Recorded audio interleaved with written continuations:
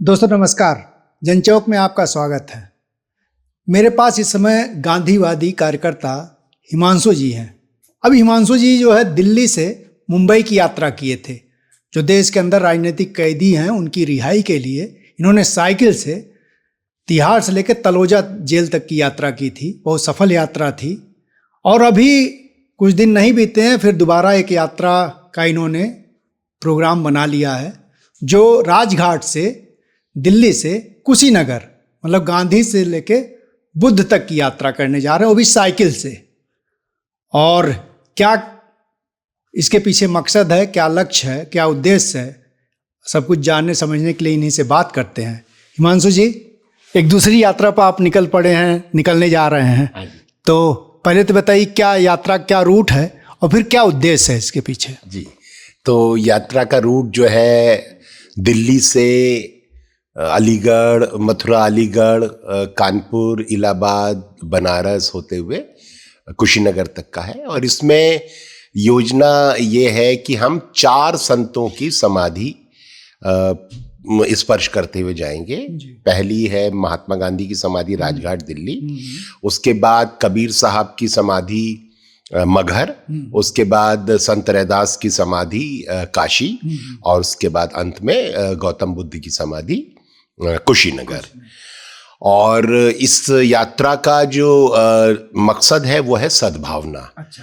खास तौर से सांप्रदायिक सद्भावना और जातियों के मध्य जो भेदभाव है उस पर हम चर्चा और बहस समाज में करना चाहते हैं कि उस पर लोग बात करें और उसको समाप्त करें, चैलेंज करें उसको।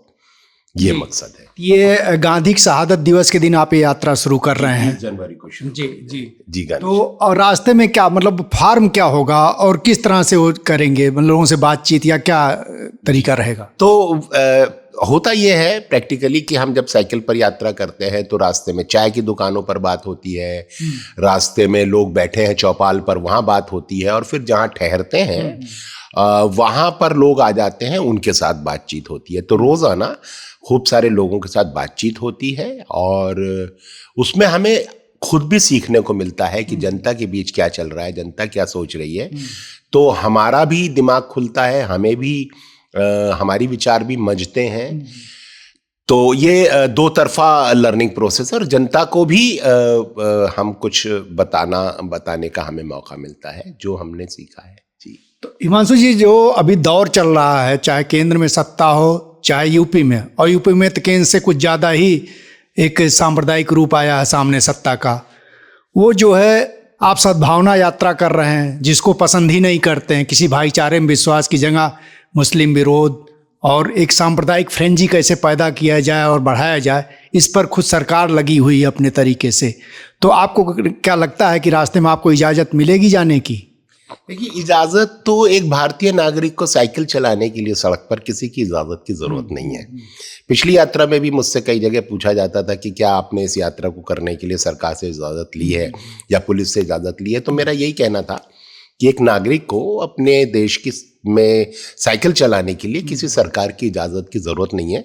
तो मैं इजाज़त कभी मांगता नहीं हूँ, तो मैं इस बार भी इजाज़त नहीं ले रहा हूँ। और अगर सरकार को मुझे रोकना है, जेल में डालना है, यूएपी लगाना है, तो उसके लिए सरकार स्वतंत्र है।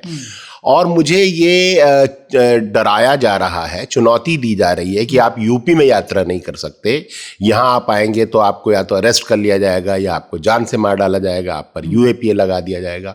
और मैं कह रहा हूँ कि मैं इसीलिए आऊँगा। ये कहाँ से बातें आई, कुछ जानकारी दे सकते हैं? हाँ, नहीं, यूपी के ही जो कुछ साथी हैं, कुछ सोशल मीडिया पर और दूसरे जो जानते हैं उनका साहब यूपी में हालत बहुत ख़राब है। और यहाँ तो ज़रा सा सरकार की आलोचना करने पर पत्रकारों को, सामाजिक कार्यकर्ताओं को जेलों में डाला जा रहा है, यूएपी लगा दिया जा रहा है। तो ऐसे में अगर आप आएंगे तो आपके साथ भी ये हो सकता है। तो मैंने कहा ठीक है, फिर मैं आऊँगा। आपके साथ बता रहे हैं कुछ लोग भी तैयारी कर रहे हैं जाने की, और इस प्रक्रिया में कुछ लोग तैयार हुए हैं, कुछ लोग पीछे भी हटे हैं। क्या उस पर कुछ प्रकाश डाल सकते हैं आप? नहीं, ठीक है, वो तो स्थिति है। और लेकिन कुछ नौजवानों ने अभी साथ आने के लिए कहा है और वो आएंगे भी, और रास्ते भर भी नौजवान जुड़ेंगे। तो ऐसी कोई डर की नौजवानों में हाँ कोई ऐसी व्यापक भावना नहीं है। और संदीप पांडे हैं और उनके साथी हैं, वो सब लोग इसकी यात्रा की व्यवस्था कर रहे हैं। और भी कई संगठन हैं, अच्छा।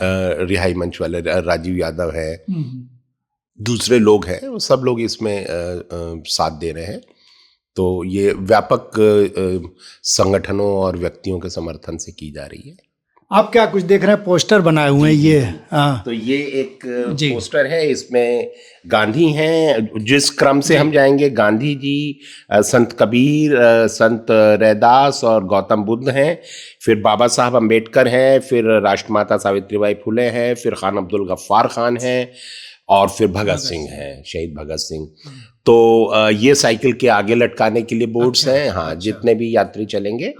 और इसके अलावा एक टी शर्ट है जो गांधी जिसमें जो 4 संतों की समाधि पर से गुजरेगी, उन चारों का है फोटो। क्या बात। तो गांधी, रैदास, कबीर और बुद्ध। एक कुछ और टी शर्ट बनी है? जी हाँ, अच्छा। ये है, अच्छी बड़ी संख्या में है, सबके लिए है। अच्छा जी। तो ये कितने तारीख को समाप्त हो रही है वहाँ? ये 14 मार्च तक चलेगी, करीब 1.5 महीना। 1.5 महीने? जी, एग्जैक्टली 1.5 महीना, 45 दिन। चलिए जी, इस यात्रा के लिए बहुत बहुत शुभकामनाएं। और इस समय देश को जिसकी जरूरत है सद्भावना की, उस खास मकसद और मेरा तो ये मानना है कि अगर सभी गांधीवादी लोग, हमारे जो भी प्रगतिशील लोग हैं, वो जब तक सड़कों पर नहीं उतरेंगे, हम हालत को बदल नहीं पाएंगे। अपने घरों में बैठकर या खाली सोशल मीडिया पर या पार्टी कार्यालयों में मीटिंग करके हम फांसीवाद को नहीं हटा सकते और सांप्रदायिकता को नहीं खत्म कर सकते। बिल्कुल, ये आखिरी जो संदेश है हिमांशु जी का, इसको समझा जाना चाहिए और आत्मसात किया जाना चाहिए। ये सड़क की लड़ाई है, सड़क पे उतर के ही जो है लड़नी पड़ेगी। कमरों में बैठ करके बातचीत करने से मामला हल नहीं होने जा रहा है। बहरहाल जनचौक के लिए मैं महेंद्र मिश्र।